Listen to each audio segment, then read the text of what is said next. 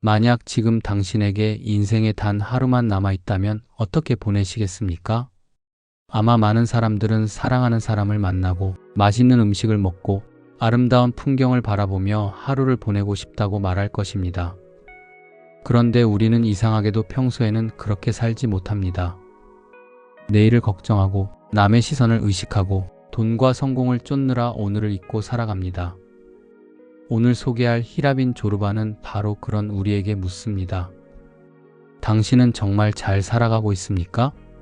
이 질문 하나만으로도 이 책은 80년이 넘는 세월 동안 전 세계 독자들의 사랑을 받아왔습니다. 한 남자가 죽기 직전 마지막 힘을 다해 몸을 일으킵니다. 말도 제대로 할 수 없는 상태에서 그가 한 행동은 다름 아닌 창가로 걸어가 두 손으로 창틀을 부수는 것이었습니다. 그리고 그는 웃으며 눈을 감습니다. 이 인물의 이름은 조르바.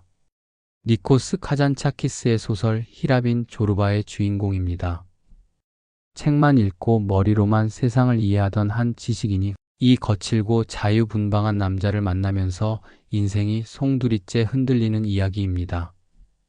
오늘은 이 작품의 전체 줄거리와 함께 왜 이 소설이 지금까지도 삶을 다시 살고 싶게 만드는 책으로 불리는지 함께 살펴보겠습니다. 히라빈 조르바는 그리스 작가 니코스 카잔차키스가 1946년에 발표한 소설입니다.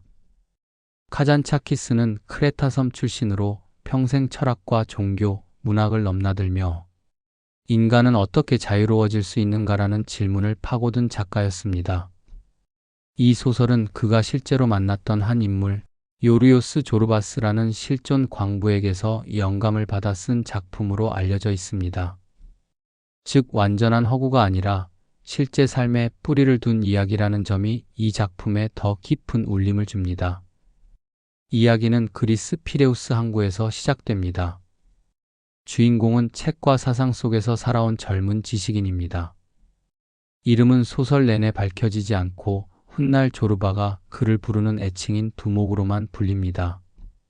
그는 크레타 섬에 갈탄 광산을 하나 빌려두었고 그곳에서 사업을 벌이기 위해 배를 기다리던 중 항구의 카페에서 한 늙은 남자를 만납니다. 이 남자가 바로 알렉시스 조르바입니다. 산투리라는 악기를 다룰 줄 알고 요리를 할 줄 알고 광산 일도 해봤다는 이 남자는 두목에게 대뜸 자신을 데려가 달라고 말합니다. 두목은 왠지 모르게 이 낯선 남자에게 끌리고 결국 그를 광산의 현장 감독 겸 요리사로 고용해 함께 크레타로 떠납니다. 여기서부터 이 소설의 핵심 구조가 시작됩니다. 머리로 세상을 이해하는 지식인과 몸과 감각으로 세상을 살아가는 조르바.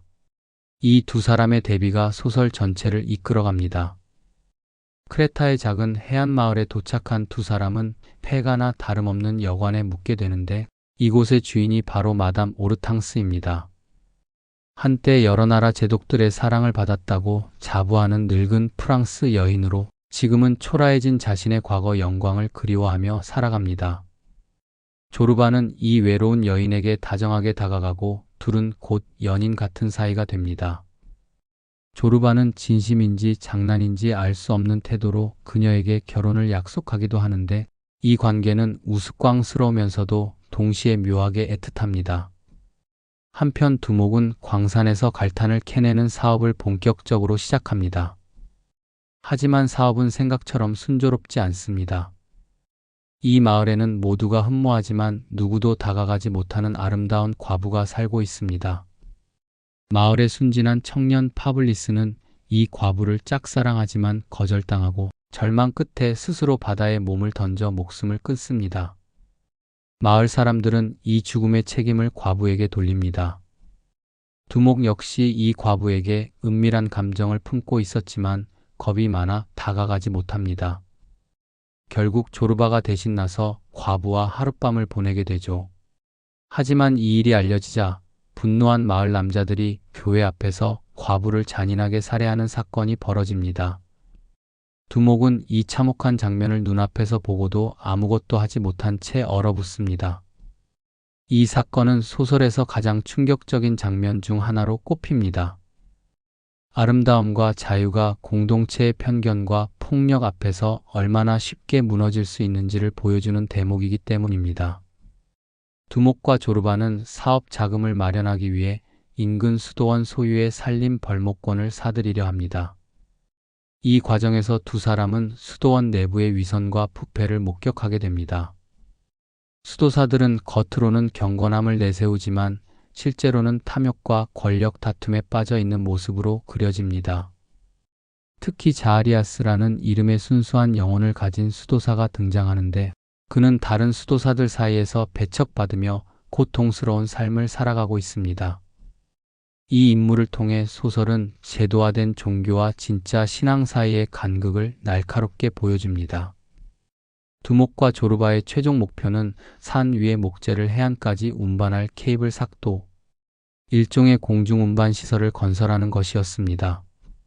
수개월에 걸친 준비 끝에 마침내 시험 가동을 하는 날, 마을 사람들까지 모두 모여 이 광경을 지켜봅니다. 하지만 결과는 대참사였습니다. 케이블은 순식간에 무너져 내리고 힘들게 마련한 자본과 목재는 물론 그동안의 모든 노력이 한순간에 잿더미가 됩니다. 바로 이 장면에서 소설에서 가장 유명한 순간이 등장합니다. 모든 것을 잃은 두목이 망연자실해 있는 사이 조르바는 갑자기 그에게 춤을 청합니다. 그리고 해변에서 미친 듯이 그러나 더없이 자유롭게 춤을 추기 시작합니다. 돈도 계획도 미래도 모두 무너진 순간에 오히려 온몸으로 삶을 긍정하는 이 장면은 이 소설이 던지는 메시지를 가장 압축적으로 보여주는 장면으로 평가받습니다. 사업이 완전히 실패로 끝나면서 두 사람은 각자의 길을 가기로 합니다. 앞서 마담 오르탕스는 병에 걸려 세상을 떠나고 그녀가 숨을 거두기도 전에 마을 여인들이 몰려들어 그녀의 유품을 앞다투어 훔쳐가는 장면 역시 인간의 이중적인 민낯을 적나라하게 보여줍니다. 두목은 크레타를 떠나 다시 책과 사색의 세계로 돌아가고 조르바는 홀로 세상을 떠돌며 새로운 삶을 이어갑니다. 시간이 흐른 뒤 두목은 조르바가 세르비아의 어느 산골 마을에서 새로운 사랑을 만나 여생을 보내다 세상을 떠났다는 소식을 편지로 전해 듣습니다. 죽는 순간까지 그는 침대에서 몸을 일으켜 창가로 걸어가 창틀을 부수며 웃었다고 합니다. 소설의 도입부에서 언급했던 바로 그 장면입니다. 그리고 조르바는 마지막까지 아끼던 산투리를 두목에게 남기며 세상을 떠납니다. 여기까지가 히라빈 조르바의 전체 줄거리입니다. 이 소설이 지금까지도 사랑받는 이유는 단순한 우정 이야기를 넘어서 어떻게 살 것인가라는 질문을 정면으로 던지기 때문입니다. 두목은 늘 생각하고 계획하고 망설입니다. 반면 조르바는 계산하지 않습니다. 사랑할 때 온전히 사랑하고 춤출 때 온전히 춤추고 실패해도 그 순간 자체를 살아냅니다. 특히 케이블이 무너진 순간의 춤은 단순한 낙천주의가 아닙니다. 오히려 절망을 회피하지 않고 정면으로 통과한 뒤에야 도달할 수 있는 어떤 종류의 자유에 가깝습니다. 카잔차키스는 자신의 묘비명으로 이런 문장을 남겼다고 전해집니다. 나는 아무것도 바라지 않는다. 나는 아무것도 두려워하지 않는다. 나는 자유다. 이 소설 전체가 바로 이 한 문장을 향해 달려가는 이야기라고 해도 과언이 아닙니다. 책만 읽고 머리로만 살아온 사람이라면, 그리고 지금 인생에서 무언가 망설이고 계산만 하고 있다면 이 소설 속 조르바의 춤 한 장면이 큰 위로와 자극이 될 수 있을 것 같습니다. 여러분은 조르바처럼 자유롭게 살아보고 싶으신가요?